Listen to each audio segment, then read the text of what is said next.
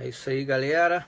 Vamos começar agora o nosso aulão. Adelante, professor Ailton Zucchi. Professor Ailton Zucchi, dá uma olhada aí na minha chamada do Periscope. Vê se você gosta, irmão. Tá aí, ó. Delegado do Mato Grosso do Zucchi. É isso aí, jogando duro com o professor. Uma singela homenagem ao nosso grande incentivador, professor Ailton Zucchi. Tivemos aí a live do professor Ailton Zucchi, da professora Cláudia Barros. Claudinha, um beijo para você. Muito obrigado pelo incentivo. Você é nota 1000, nota 10. Eu tô aqui ajeitando aqui meu telefone, que eu perdi um pouco a prática de fazer um periscope. Tô com falta com vocês mesmo. Isso aí, Claudinha, obrigado. Tamo junto lá na pós, hein, na nossa pós, Ciências Criminais. A aula já tá marcada lá de Direitos Humanos aplicável às Ciências Criminais. Preparei uma aula top lá pra galera da pós-graduação. Professor Carlos Eduardo, grande Cadu, delegado de polícia, entrou também. Valeu, Cadu, obrigado pela força. Grandes amigos. Professor Marcos Montes, tá dormindo agora, mas certamente vai compartilhar aí nossa live. É isso aí. A gente vai falar rapidinho, né? Até porque já são, deixa eu ver aqui o horário, pô, meia-noite e 10, né? Realmente o Mantez já tá dormindo aqui. Pô, o Mantez deve estar estudando o dia inteiro, né, cara? Então, certamente ele tá no seu merecido descanso, né? E vamos falar de direitos humanos, né, galera? É um tema que vem sendo abordado nos concursos públicos, tá? Em todos os níveis, concurso público para a Polícia Militar, para o sistema penitenciário, obviamente. Vem sendo abordado para o concurso delegado de polícia, para agentes também, inspetores, escrivães da polícia civil, polícia federal. Enfim, é um tema que não pode ser deixado de ser falado, né? Corumbá, Mato Grosso do Sul está aí, presente. Montes entrou lá, Montes estava estudando lá. O travesseiro do Montes é formado pelos livros do professor Cláudio Roxin, pelo livro do professor, pelo Canutilho, pelo Lênin Streck. Ele só coloca livro top na cabeceira lá. Fica difícil acompanhar o professor Montes. Estou sempre aí assistindo a live dele para aprender. Eu não estou mentindo não, eu assisto mesmo. Assisto a live da professora Cláudia Barros, do Zucchi. Essa galera aí, irmão, sempre tem dicas tops que nos acrescentam, né? A gente não para de estudar e não para de ouvir os mestres. Bom, antes de começar, deixa eu só dar uma dica aqui, ó. O livrinho, ó. Esse livrinho aqui é um livrinho que acabou de sair, que eu faço parte, tá? Pedofilia, repressão aos crimes de violência contra a dignidade sexual contra criança e adolescente, tá? Vocês quiserem adquirir, tá lá no site da editora Malê. E vocês podem dar uma olhada lá, o livro tá top, fala na parte histórica, fala também questão, pega um pouquinho também de medicina legal, quando fala das parafilias, né, das doenças, dos distúrbios sexuais, e eu trato aqui de temas importantes envolvendo os crimes contra a dignidade sexual e também para os crimes do ECA, né? Fazendo um comparativo, decisões do STJ, muito legal. Tá? Deixei aqui só para vender meu jabá, valeu? E aí vamos lá, gente, olha só, vendendo aulão, é verdade, podemos levar para vender no aulão, isso aí, show de bola, vamos levar sim. Agora, amigos, vamos começar aí para a nossa aula. Vamos dar algumas dicas, tá? Que eu venho percebendo que caem sempre. Então, anotei aqui uns pequenos tópicos para a gente não se perder, porque, na verdade, direitos humanos é muito extenso. É um tema extremamente extenso, né? Grande. É possível você falar de direitos humanos em todas as searas. Evidentemente que nos concursos para a polícia, o foco é para questões relacionadas ao sistema global de direitos humanos e aborda também algumas evoluções históricas, fazendo uma pequena interdisciplinariedade com o direito constitucional também. Cai aí também as hipóteses, a interpretação que o Supremo Tribunal Federal faz sobre os tratados de direitos humanos, notadamente ao que o Brasil segue aqui, que se aplica ao sistema regional. Vou falar aqui rapidinho o que significa isso, que é a Convenção Americana de Direitos Humanos, que é o Pacto de São José da Costa Rica, ok? Isso aí, valeu, isso aí, galera. Estaremos aí, estivemos em Tocantins, né? Um prazer aí ter estado em Tocantins, show de bola. Bom, então, primeira coisa que nós devemos falar, o que seriam direitos humanos? Para concurso, nós vamos falar diretamente, objetivamente para concursos, tá ok? Goiânia, um abraço também, obrigado aí. Primeiro, a primeira diferença que nós vamos falar de direitos humanos e direitos fundamentais diz respeito à própria sistemática e as normas relacionadas ao direito da pessoa humana no plano e a sua proteção no plano internacional perante os estados. Ou seja, as regras que se aplicam a limites dos estados sob o aspecto do país, tá? Quando na prova de direitos humanos a prova estiver se referindo a Estado, ele está se referindo a um país. Então, a primeira coisa que a gente precisa se inteirar é na nomenclatura usada nessas provas de concursos públicos, tá? Então, se eu tenho lá uma questão falando o Estado parte, o Estado, limites ao Estado, eu estou me referindo à proteção que a comunidade internacional enxergou depois de que o mundo se deparou com duas grandes guerras mundiais, ok?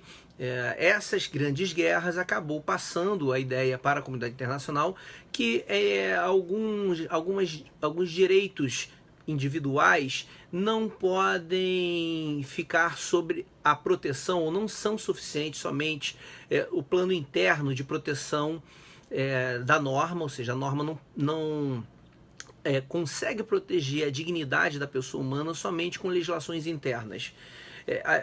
O fato de ficar a cargo de cada país, de cada estado dentro da sua soberania, a regulamentar a dignidade da pessoa humana, isso não foi o suficiente para que houvesse atrocidades e que esses direitos individuais fossem violados por países, pelos estados. Consequentemente, se criou então um mecanismo de proteção aos direitos humanos, obviamente o nome surge nesse sentido, para que a comunidade internacional ela angariasse aí um mecanismo de proteção de um país para outro país no primeiro momento, tá? Isso faz com que então as normas sobre direitos humanos surjam como um mecanismo de limitação ao Estado, tá? O Brasil já violou diversas vezes. Então esses mecanismos no plano internacional servem para a proteção da pessoa humana perante outros estados. E uma outra coisa importante sobre direitos humanos, esse assunto após a Segunda Guerra Mundial ela saiu da reserva de Estado, da reserva de domínio do Estado, ou seja, que o direito internacional chama de reserva de domínio, tá? E essa reserva de domínio ela faz com que os direitos humanos somente possam ser regulamentados ou estejam disponíveis somente para regulamentação no plano internacional, ou seja, os estados, eles não podem internamente dizer o que significa direitos humanos. Ou seja, direitos humanos, a norma supralegal, fazendo um pequeno parênteses, é a interpretação que a Suprema Corte faz da Convenção Americana de Direitos Humanos.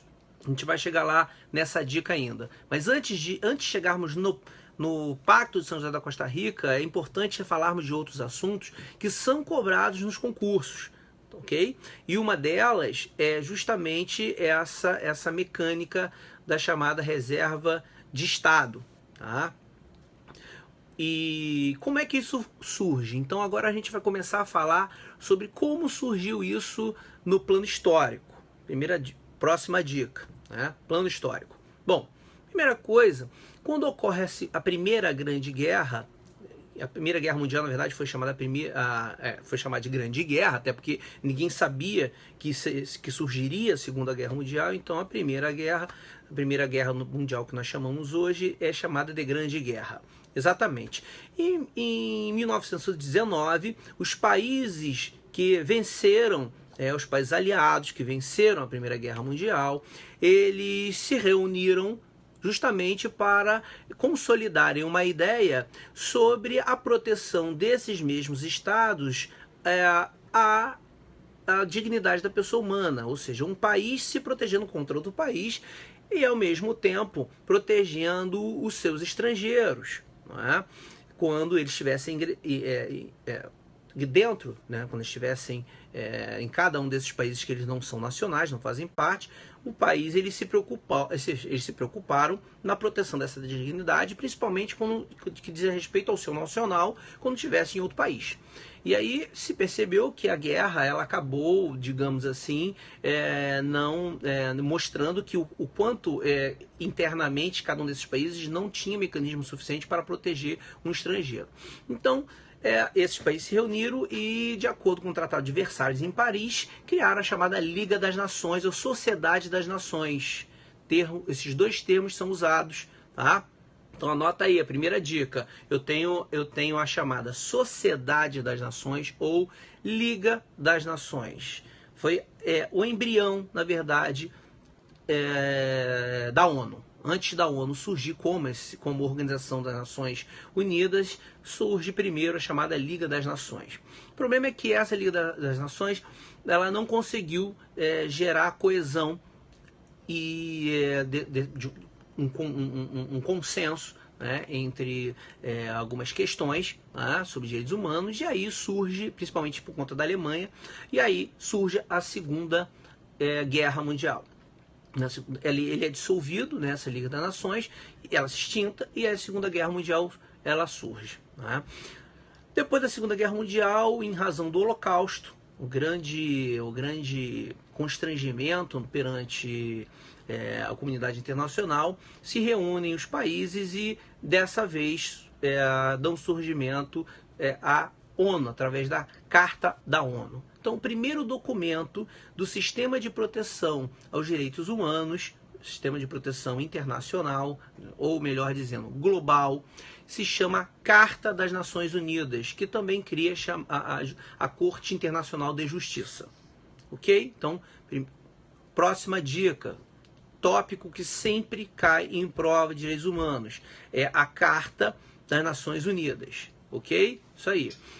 O positivismo jurídico, como foi bem colocado aqui, ela passa a trazer como consequência uma relativização da própria soberania. Se você olhar, fazer um pequeno link à nossa Constituição, no artigo 4º, inciso 2 da nossa Constituição, temos como objetivos fundamentais, no plano internacional, a prevalência dos direitos humanos. Isso já é, para a própria doutrina de direito constitucional, uma ideia de relativização da soberania. Então, a primeira coisa que você tem que saber, estudar e estar atento, é de que não há uma soberania absoluta de nenhum país hoje no plano internacional. Há uma total relativização disso. Ok? Então, primeira coisa. Eu vejo isso porque, às vezes, nas palestras que eu dou ou nos artigos que eu escrevo, a primeira indagação que eu vejo das pessoas que estão ouvindo até o assunto pela primeira vez, é questionar a soberania. Como uma decisão no plano internacional pode interferir internamente em um país. Esse mesmo país, quando ele assina, ele se manifesta a favor da Carta das Nações Unidas, ele, nesse momento, está relativizando a sua soberania em prol de uma proteção maior, porque ele mesmo pode ser vítima de algum holocausto, ele pode ser vítima das atrocidades de algum outro Estado. Então é preciso criar um mecanismo de proteção internacional contra atos de Estado. certo? Então a ideia de limitar poder, ela, além de já ter surgido isso no passado, no século XV, assim que surge a ideia de Estado, pelos contratualistas, né, que vocês estudam em ciência política, né, Locke, Rousseau, Montesquieu, Thomas Hobbes, essa ideia de limitação de poder, ela ressurge, não é, após o surgimento da divisão dos poderes, como mais um filtro, mais uma forma e mais um mecanismo de limitação, certo? Então, percebe-se o país que é relativizando a sua soberania, que ele vai abrir portas para a proteção dele mesmo contra um Estado mais forte. Tá? E se percebeu que mesmo um Estado muito forte, ele causa, a guerra ele traz um prejuízo econômico, né, um impacto social muito elevado. O mercado ele praticamente entra em colapso numa guerra. E isso é ruim para todo mundo. Então, na verdade, obviamente que você tem aí uma motivação econômica, e para os países capitalistas e para os países socialistas nós temos aí um impacto social. Né?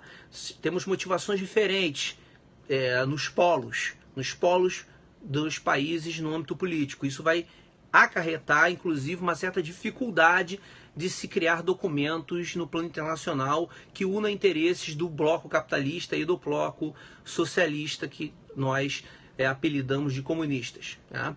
Bom, surgindo a Carta das Nações Unidas,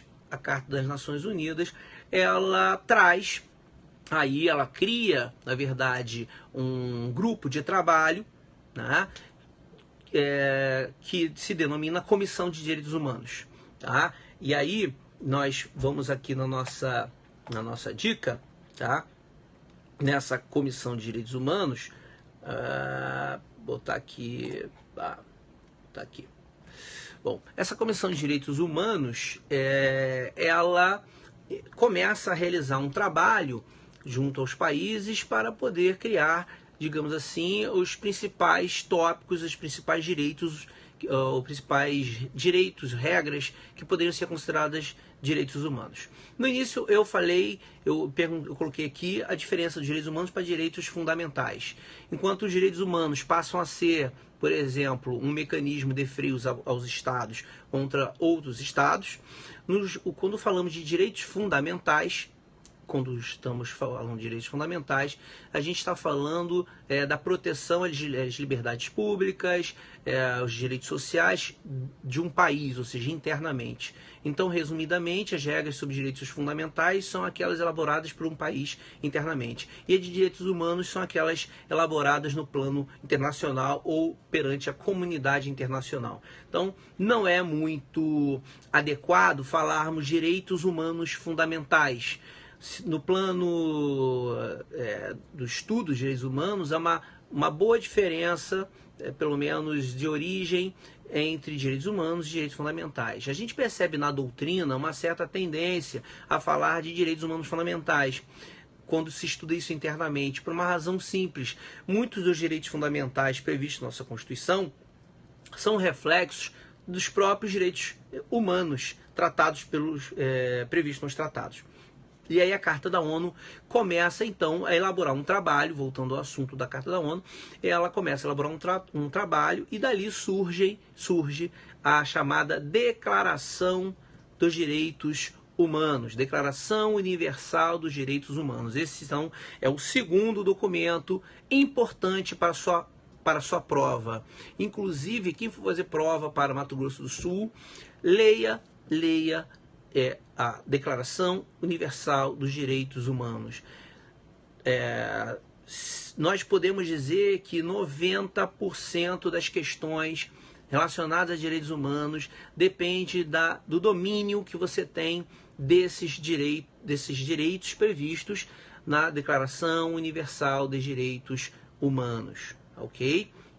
E aí, meus amigos, justamente através da Carta da ONU em 1945, é que os países, eles deixam, já li umas 4 vezes, exatamente, tem que ler sempre, tá? Sempre, sempre, sempre. nessa declaração, em 1945, nós temos aí a regra que antes era tratada internamente nos países, tá? Internamente nos países, você passa a ser regulamentado os direitos humanos no plano da comunidade internacional, ou seja, o domínio do tema de direitos humanos deixa de ser reservado dos estados, certo? Para ser reservado ao plano internacional. Isso traz consequências práticas, amigos. Por exemplo, não cabe ao país signatário de um sistema de direitos humanos a interpretação do pacto, da convenção que ela fizer parte ou ela for signatária.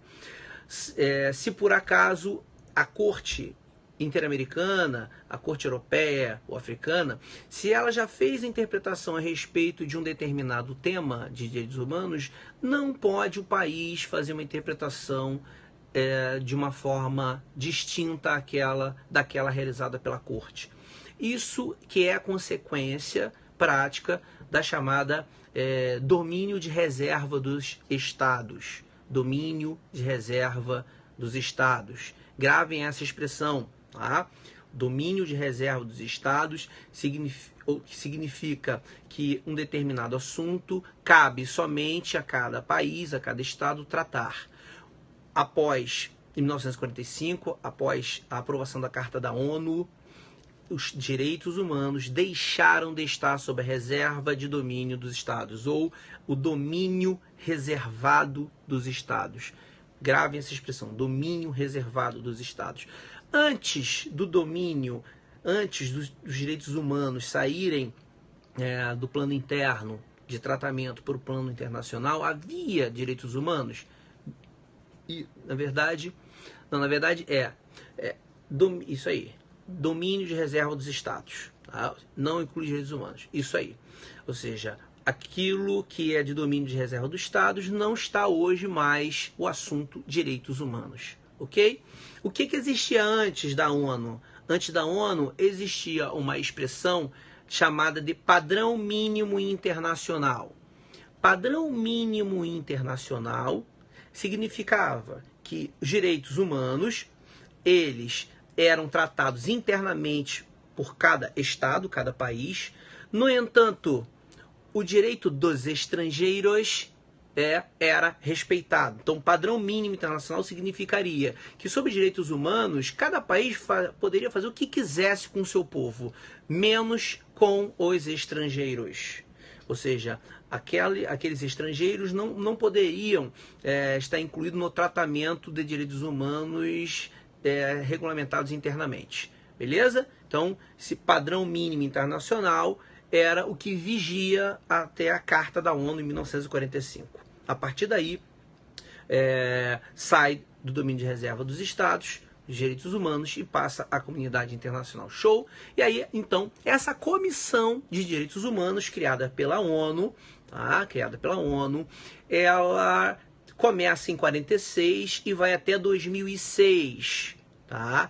Em 2006, a Comissão de Direitos Humanos muda para Conselho de Direitos Humanos. Então, hoje, o órgão da ONU que trata sobre os trabalhos, que trata sobre o monitoramento, na verdade, no Sistema Global de Direitos Humanos, o Conselho de Direitos Humanos.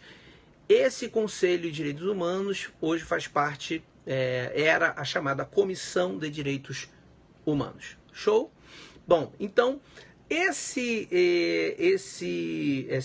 a Carta da ONU, através da Comissão de Direitos Humanos, eu estou falando isso porque você pode hoje pegar a Carta da ONU e verificar lá que, na verdade, não é mais comissão, é Conselho de Direitos Humanos. Então, só para eu te contextualizar historicamente, né, o surgimento do Conselho.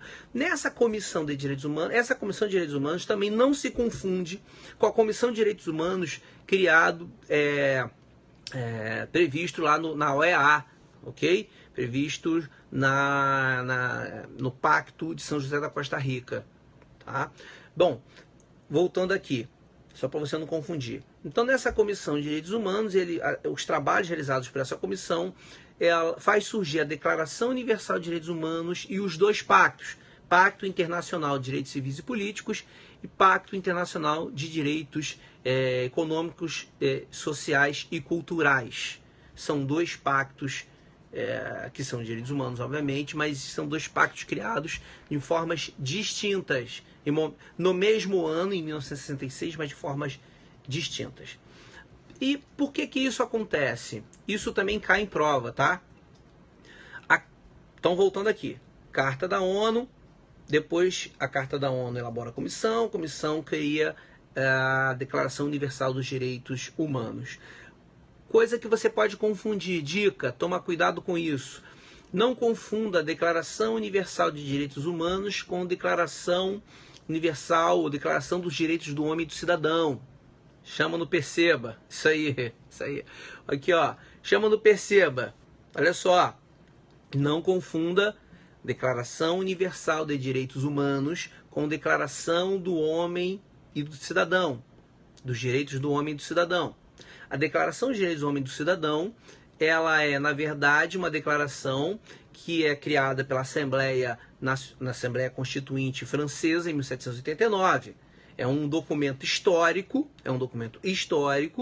em que preconiza ali o embrião dos chamados direitos de primeira geração. É um dos documentos históricos em que nós estudamos direito constitucional e também nos direitos humanos, tá?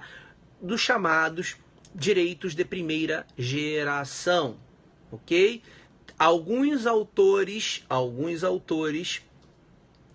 que escrevem sobre direitos humanos costumam dividir os direitos humanos por uma questão didática em gerações, primeira, segunda e terceira geração. No entanto, no estudo de direitos humanos, no direito internacional público, essa divisão em 3 gerações, ela não é mais utilizada, desde a da Convenção de Viena de 93. Tá? Isso se deu em razão da extinção da Guerra Fria. Ok? Esse momento histórico, Guerra Fria, Declaração de Viena de 93, é um marco histórico em que os direitos humanos passam a ser indivisíveis, universais e interrelacionais. Indivisíveis, universais e interrelacionais. Anotem essas 3 características que surgem principalmente em 93. Por quê? Porque com a queda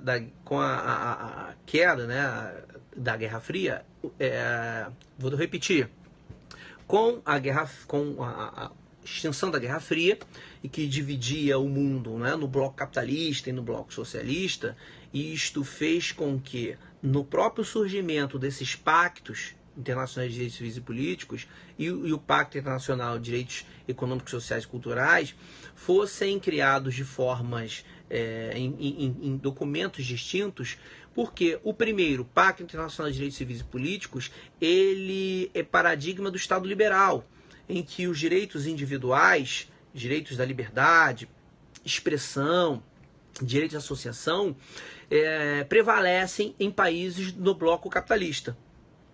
Nos países de bloco socialista, prevalece o direito da fraternidade, né? O direito no direito da igualdade, né? Em que o Estado, o direito da fraternidade surge na terceira geração. Tá?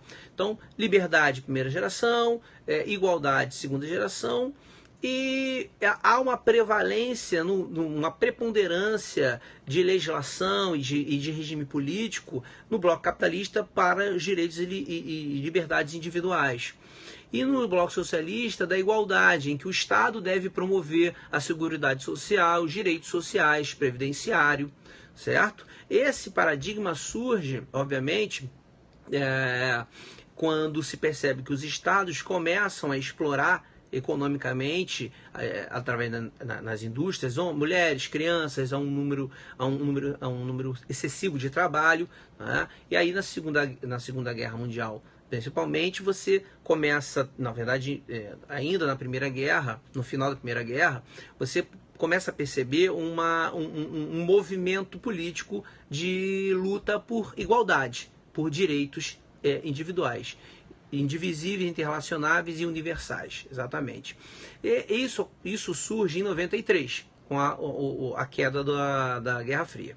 Antes disso, nós tínhamos essa divisão em blocos. E o Pacto Internacional de Direitos Civis e Políticos e Pacto Internacional de Direitos Econômicos e Sociais surgem justamente para atender o primeiro ao bloco liberal e o segundo ao bloco socialista. É interessante você olhar na Declaração Universal de Direitos Humanos, do artigo 1º ao artigo 22, se eu não me engano, nós temos, quando você for estudar, perceba isso. E, inclusive, é um método eficiente de você estudar a Convenção, estudar a Declaração Universal de Direitos Humanos. Do artigo 1º ao 22, você vai estar diante, perceba isso aí, perceba. Do artigo 1º ao 22, você vai estar diante dos chamados direitos individuais, tá? E do artigo 23 e seguintes, você vai estar diante dos direitos econômicos, sociais e culturais. Por que que na Declaração Universal dos Direitos Humanos se conseguiu associar direitos, ou verdade, interesses capitalistas e socialistas no mesmo documento? Porque, agora perceba, hein, dica, já caiu isso em prova, a Carta da ONU e a Declaração Universal dos Direitos Humanos, eles não são vinculantes, ok? Não são vinculantes. Maravilha? Bom, como não são vinculantes, era necessário, no plano internacional, se criar documentos que vinculassem os países. Não adiantava só o país emitir uma declaração de intenção, que é a Carta da ONU e a Declaração Universal dos Direitos Humanos. Era preciso um sistema que vinculasse o país, inclusive permitindo a sanção por parte da ONU, a aplicação de sanções diplomáticas pela não observância dos pactos. E aí, por isso, surge o Pacto Internacional de Direitos Civis e Políticos e o Pacto Internacional de Direitos Econômicos, Sociais e Culturais. Aí, nessa hora, quando se começa efetivamente a perceber que os documentos seriam vinculantes e os países poderiam sofrer sanções pela ONU, aí foi necessário na verdade, essa é uma boa pergunta, Tatiana. Mesmo não sendo vinculantes, a Declaração Universal de Direitos Humanos, ela cria obrigações objetivas e erga omnes. Tatiana fez uma boa pergunta e já aproveita e anota isso, tá? A Declaração Universal dos Direitos Humanos, apesar de não ser vinculante, elas geram obrigações objetivas e erga omnes, ok? Tá. Outra coisa, anota que pode cair na sua prova, a Carta das Nações Unidas, tá? Veja, perceba, são 4 documentos que fazem parte desse sistema global de direitos humanos. Carta da ONU, Declaração Universal dos Direitos Humanos, Pacto Internacional dos Direitos Civis e Políticos e Pacto Internacional de Direitos Econômicos, Sociais e Culturais. Maravilha? Então, no sistema global, ou seja, que aplica a todo o planeta, certo? Evidentemente, os países signatários, eles se aplicam, eles são globais, certo? Aplicam todos os países de forma indiscriminada. Agora, dentro do sistema ainda internacional de direitos humanos, nós temos os chamados sistemas regionais. Aí fica de olho nisso, porque nessas provas de múltipla escolha é comum caírem assertivas falando sobre sistemas globais e regionais. No sistema regional nós temos três sistemas regionais. O sistema americano, certo? Que pega as Américas. Tá? O sistema regional europeu e o africano. Então nós temos o americano, o europeu e o africano. O Brasil faz parte do sistema regional americano. Exatamente. E cada um desse sistema regional possui uma convenção. Então eu tenho uma Convenção Americana de Direitos Humanos, eu tenho uma Convenção Europeia de Direitos Humanos e eu tenho uma Convenção Africana de Direitos Humanos. ok? Para os países asiáticos e árabes, nós temos um outro sistema, que que eu não vou falar nessa dica de hoje, porque na verdade isso não é cobrado. Tá? Na verdade, esse sistema, o sistema asiático e o árabe, que na verdade não tem um sistema asiático, não tem um sistema árabe. Tá? Há sim uma cogitação de ser criado, mas não foi criado ainda. Tá? Então, para cada um desses sistemas regionais, eles possuem uma convenção, então convenção americana, convenção europeia e convenção africana. E cada uma dessas convenções criou uma corte. Então nós temos a Corte Interamericana de Direitos Humanos, a Corte Europeia de Direitos Humanos e a Corte Africana de Direitos Humanos. Nós não temos uma Corte Internacional de Direitos Humanos. O que nós temos é uma Corte Internacional de Justiça, criada pela Carta da ONU, tá?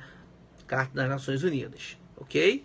Então, só para que você se familiarize com essas expressões. Explicações detalhadas sobre essas cortes, elas não caem muito nessas provas de múltipla escolha. Tá? O que nós podemos falar dessas cortes, americana, europeia e africana, é que a africana ela nunca caiu nem na magistratura federal, ok?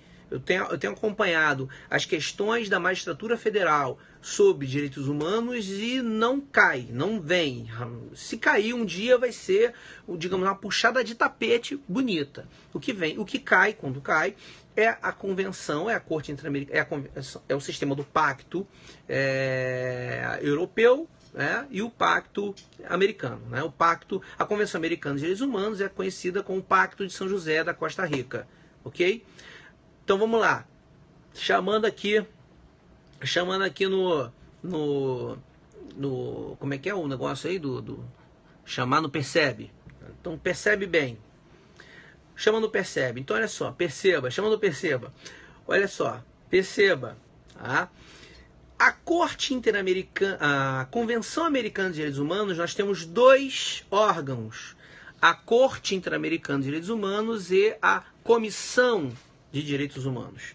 A Corte Interamericana de Direitos Humanos ela fica na Costa Rica e a Comissão Americana de Direitos Humanos ela fica em Washington, tá? Estados Unidos. E na Europa, na Convenção Europeia, nós só temos a Corte Europeia de Direitos Humanos. A Comissão Europeia de Direitos Humanos que foi criada, ela foi extinta. Tá?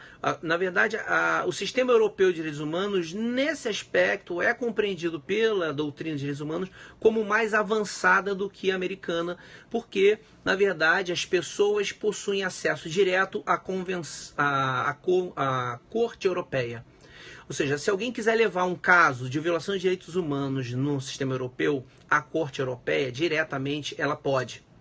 E no sistema americano, para que um caso de direitos humanos possa ser considerado violado, alegado violado, possa ser levado à Corte Interamericana, primeiro você precisa submetê-lo à Comissão Americana de Direitos Humanos.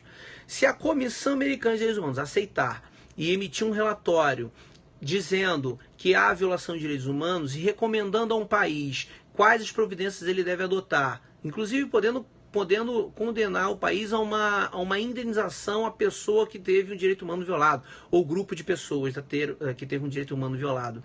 Pode condenar essa pessoa a pagar uma indenização. Se o país não tomar as providências necessárias, aí ela submete o caso à Corte Interamericana de Direitos Humanos. Por isso que é considerado, o sistema europeu é considerado mais eficiente, porque você já pode levar isso diretamente à Corte Europeia. Ok? E aí uma dicasinha que pode cair na sua prova. Há a possibilidade de conciliação, tanto na comissão quanto na corte. Tá? É a possibilidade do Estado admitir violação e haver uma conciliação. A comissão, meus amigos, ela não é o tribunal, não exerce função jurisdicional. Quem exerce a função jurisdicional é a Corte Interamericana de Direitos Humanos. Tá?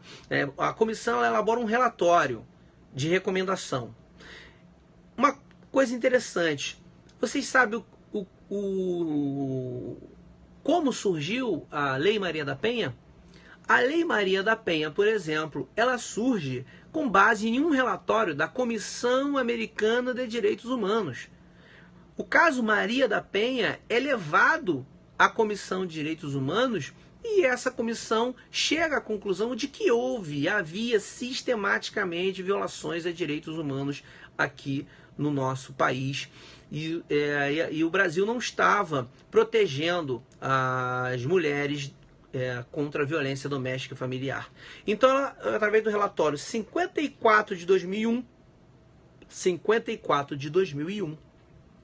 a comissão elabora um relatório e manda também o Brasil condenar, pagar a Maria da Penha um valor de $30 mil de indenização, que foi pago.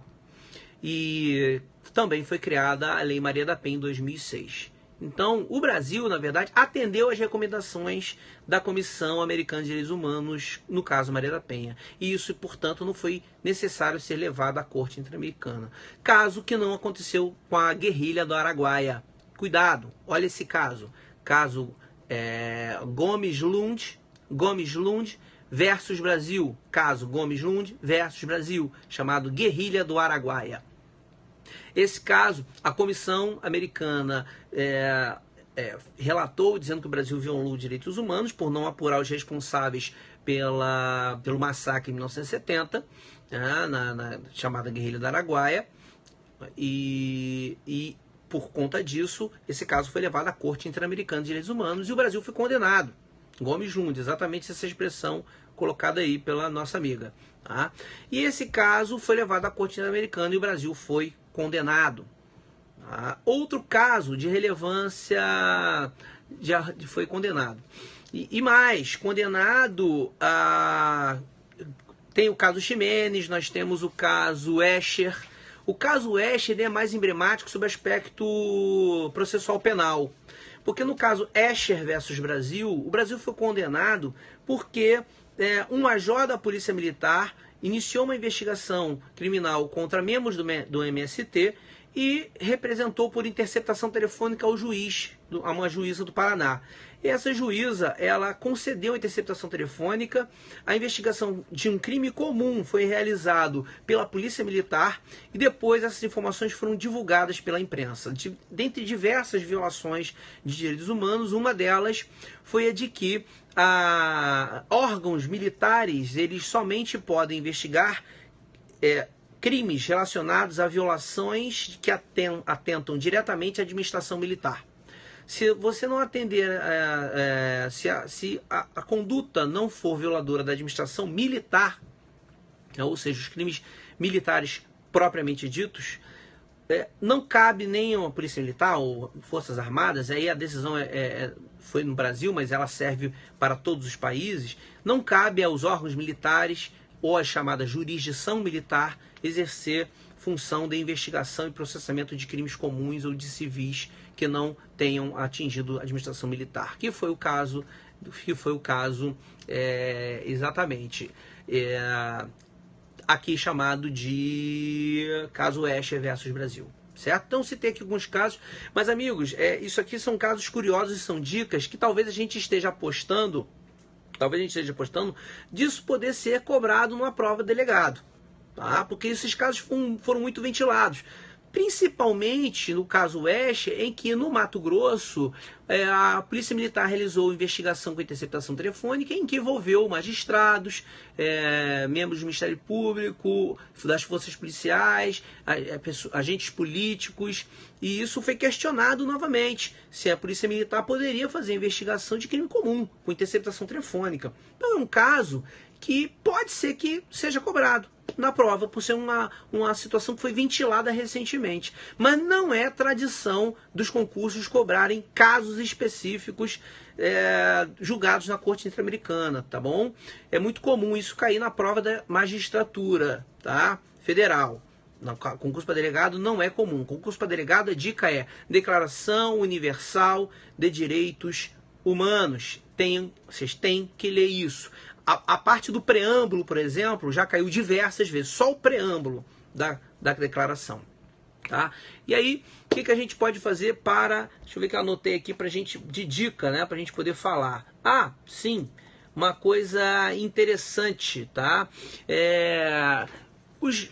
Nós vimos que os direitos de primeira, segunda e terceira geração não são mais divididas dessa maneira. Mas se cair na prova primeira, segunda e terceira geração, você atente-se a isso, que primeira geração ele é um caso de direitos individuais, e isso está associado à chamada liberdade, quando a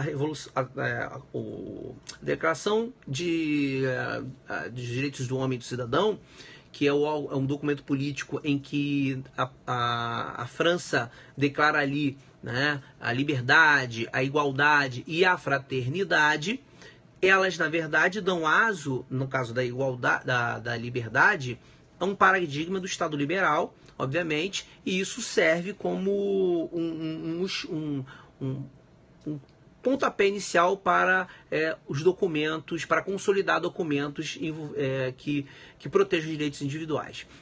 Então, na Primeira Guerra, quando se percebe a necessidade de interesses sociais, você tem, no nosso direito constitucional, nós fomos influenciados muito pela Constituição de Weimar, alemã.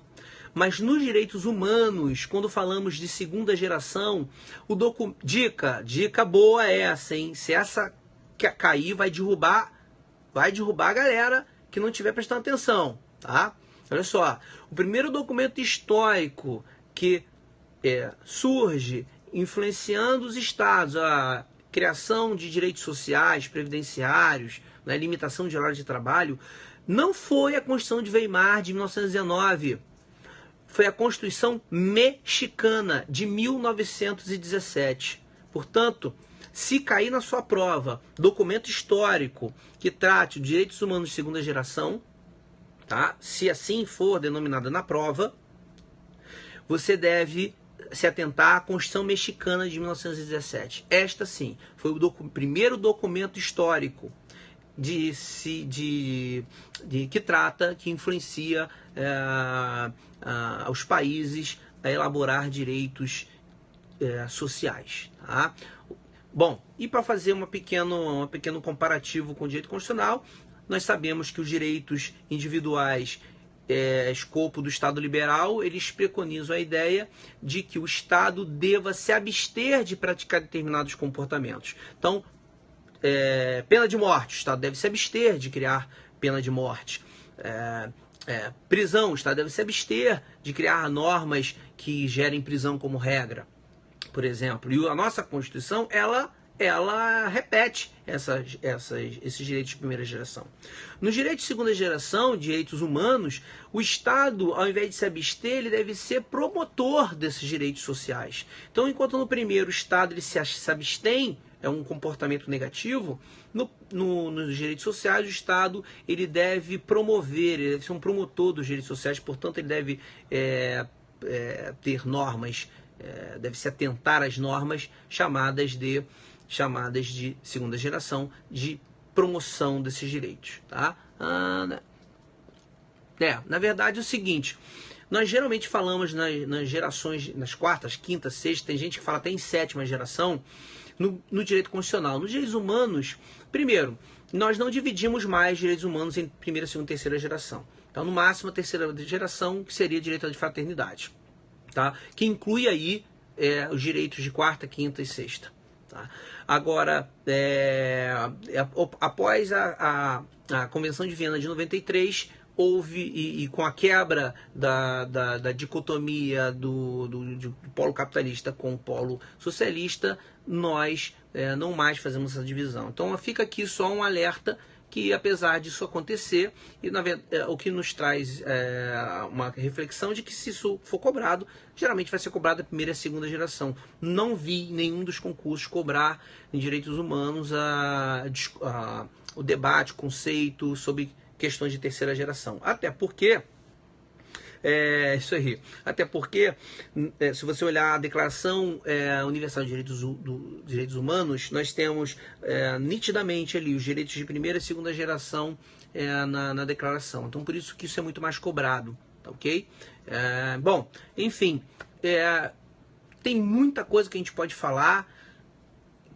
Macete, é um macete. A declaração, se você pegar a Declaração Universal de Direitos Humanos, você vai ver que ele só trata os direitos individuais, do 1º ao 22, ou 21, se eu não me engano, e do 22 seguinte, ou 23 seguinte, os direitos sociais, econômicos e culturais. Então, basicamente, acaba refletindo isso nas provas dessa maneira, ok?